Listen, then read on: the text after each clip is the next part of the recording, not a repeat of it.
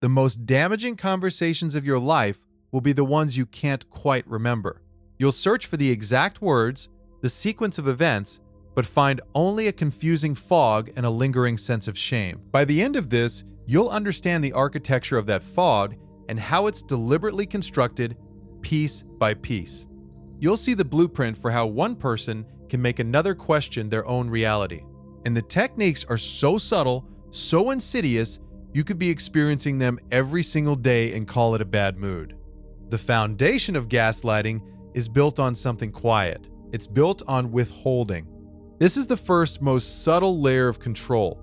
It's the art of the unanswered question, the conversation that never quite lands. You ask your partner about their day, and you get a one-word answer. You ask why they seem distant, and they say, "I don't know what you're talking about." There's no fight, there's no clear lie, there's just less. A void where a connection should be. Your brain, wired for reciprocity, registers this void as an error message. You can feel the missing information like a phantom limb. You ask more questions to fill the gap, and in doing so, you become the aggressor. You're the one prying, you're the one making things awkward. The gaslighter remains perfectly calm, a silent wall you're throwing yourself against. They are withholding affection, information, and explanation, forcing you to escalate your attempts to connect. When you finally get frustrated, they look at you with mild confusion and say, "Why are you getting so worked up?" The frame has been flipped. Your normal human need for connection has been weaponized and relabeled as neediness, as instability. You apologize. You retreat, confused, feeling like you must have overreacted. The silence that follows is thick with your perceived failure. They didn't have to do a thing. You did all the work for them. This creates a hidden curriculum. You learn, without being explicitly told, which topics are off limits. You learn that seeking clarity leads to conflict. You start to censor your own curiosity to keep the peace. You start withholding from yourself, but simply leaving things out is just the first layer. The real damage begins when they start subtly editing what's already there. This next stage moves from omission to commission, from withholding information to actively invalidating your feelings. This is the tactic of trivializing. It's the quiet dismissal of your entire emotional world. You express that something they said hurt you. Their response is a masterclass in deflection.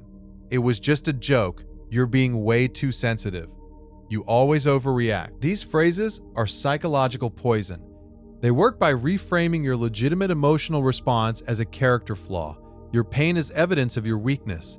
Your anger is proof of your instability. A healthy person would hear, "That hurt me," and respond with curiosity or concern. A gaslighter hears, "That hurt me," and sees an opportunity to regain control. They counter your emotional reality with a judgment. It's a subtle but brutal power move.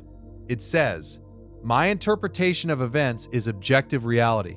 Your interpretation is a subjective emotional distortion." Over time, you begin to accept this premise. You start to second-guess your own feelings the moment they arise. You feel a flash of anger, and an immediate second voice, their voice, whispers, "Am I overreacting?" You feel a pang of sadness, and that same voice asks, "Am I being too sensitive?" You've internalized your own judge. You're now doing their work for them, policing your own emotional responses before you even express them. This is more than just being told you're wrong. This is being taught to distrust the very compass that guides you through the world. Your feelings are your internal GPS. They tell you when you're moving towards safety or away from it. Trivializing is a form of GPS jamming. You're still getting a signal, but you can no longer trust where it's telling you to go. This erodes your trust in your feelings. But the next stage targets something even more fundamental: your memory. Now the attacks become more direct. The target shifts from your feelings to the facts themselves. This is the realm of blocking and diverting, the active refusal to engage with reality. You try to bring up a specific event, a promise that was broken, a clear disagreement. The gaslighter has a playbook for this. The first move is denial. "That never happened. I never said that." You're making things up. It's delivered with such calm, unwavering conviction that for a split second you genuinely question your own mind. Could I have imagined it? Did I dream that entire conversation? The human brain abhors a contradiction.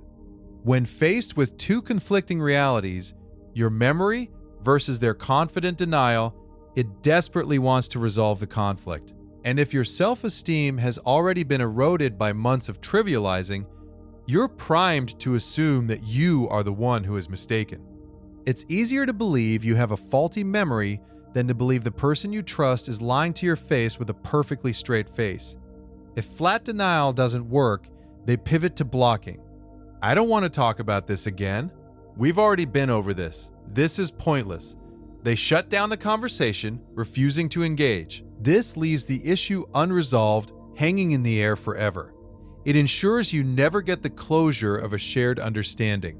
You are left alone with your version of events, which now feels isolated and illegitimate. The final move is the divert. They change the subject with surgical precision. You say, "We need to talk about what you said to my friend last night." They reply, "You know, your friend has always seemed to have a problem with me. Why do you always take their side?" Suddenly, you are no longer discussing their behavior. You're defending your friend's character, or you're defending your own loyalty. You are 10 steps away from the original topic, lost in a conversational maze of their design. This constant redirection is exhausting. It's designed to set the stage for the most powerful tactic of all, one that weaponizes your own mind against you. This is the masterstroke. It's called projection, and it is the most disorienting tactic in the entire arsenal. The gaslighter takes all of their own behavior, their own insecurities, their own deceptions, and accuses you of doing them. The person who is chronically unfaithful accuses you of being flirtatious. The one who is constantly lying insists you are untrustworthy. The one who is secretly manipulative calls you the master of games. This works for 3 devastating reasons. First, it's a preemptive strike. They see the idea in your head and in the heads of others that you are the unstable one. So if you ever do try to expose their behavior, it sounds like you are simply fulfilling the exact prophecy they already created. Your legitimate complaints are framed as paranoid delusions. You sound exactly as crazy as they've been telling everyone you are. Second, it exploits the conscience of a good person. Empathetic people tend to be self-reflective. When accused of something, their first instinct is to look inward and ask, "Is that true? Could I be the problem?" You will search your own behavior for any evidence that might support their claim, and you will always find something, because nobody is perfect. You will find that one time you told a white lie, or that one time you were a little distant. You will present this evidence to them as a peace offering, and they will seize on it as proof that they were right all along. They, on the other hand, engage in zero self-reflection. Their accusation is a missile, not a question. Third, it creates a fog of confusion. You're so busy defending yourself against these false, inside-out accusations that you lose track of your original point. The conversation is no longer about their tangible behavior. It's now an abstract debate about your character. They've made you the problem. But what happens when you start to believe it? A specific psychological switch gets flipped, and the damage becomes self-sustaining. The final stage is an implosion of the self. This is identity erosion. After months or years of your feelings being trivialized, your memories being denied, and your character being assassinated, you start to believe their version of reality is more reliable than your own. You've been trained to see yourself as broken, too sensitive, forgetful, irrational, needy, crazy. These labels become the scaffolding of your identity.